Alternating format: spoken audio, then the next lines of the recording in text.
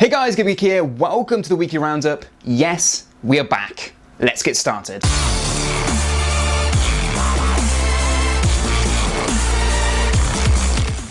Okay, let's kick off with some Call of Duty news. As many of you probably know, a trailer dropped yesterday detailing a lot of things that are coming in the game, including the game's cooperative mode. Now, for a while, people were speculating that cyborg zombies or something similar was going to be coming to the game. However, this trailer sort of debunks that theory, showing a more co-op, classic-style game mode that we've seen in previous Call of Duties, including Ghosts and Modern Warfare 3. Now, this has left a lot of people disappointed. However, there is still a valid point that they could announce it a few weeks before the game launches, like Infinity Ward did with Ghosts and Extinction. Now, this is not the only piece of news regarding the game at the moment. Also, Sledgehammer Games have come out on Twitter and said that the game's campaign is actually going to be longer than most recent Call of Duties, which is a really good thing. I mean, they've had a lot of criticism for the really short campaigns that they've done in a while, and they've definitely tried to big up the new campaign featuring no other but Kevin Spacey, and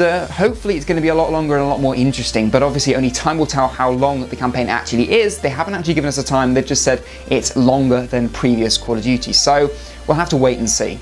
Okay, so over to the PC side of things, Valve have announced that they're giving away 75% off their complete pack, which features 24 of their best-selling games. This is going to retail about £18.99 in the UK and $24.99 in the US.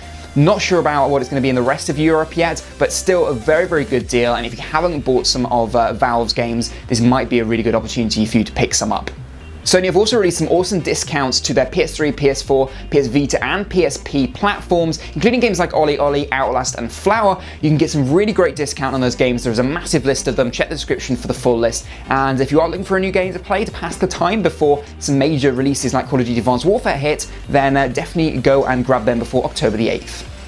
Talking about discounts, Microsoft are even at it. They're discounting the Xbox One to £330 in the UK. However, they insist that this is just a retail promotion and it isn't a sign of other things that's going on in terms of sales. A quote from them says, "We're always looking at ways to offer the best value for our customers. This is a UK-only retail promotion which coincides with our upcoming releases, including Forza Horizon 2, Sunset Overdrive and Halo the Master Chief Collection." Microsoft do seem to be dropping their prices a fair bit lately. I mean, it was only back in June that they dropped it to $349, and now they're dropping it even further. Microsoft was saying it's not related to sales, but I'm not too convinced. You guys can let me know what you think in the comment section down below.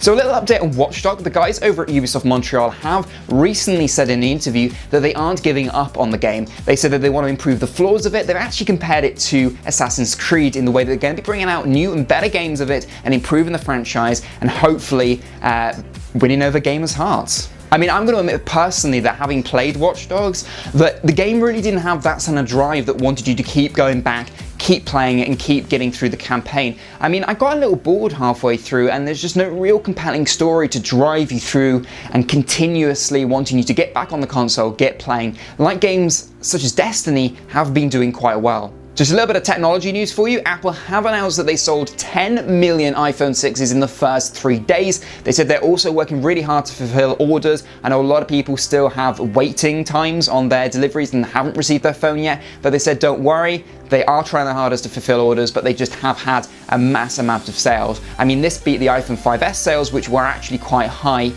on their own.